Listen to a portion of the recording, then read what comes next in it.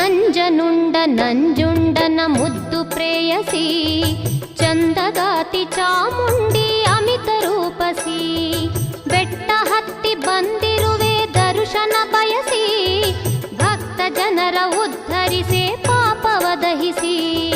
ನಂಜನುಂಡ ನಂಜುಂಡನ ಮುದ್ದು ಪ್ರೇಯಸಿ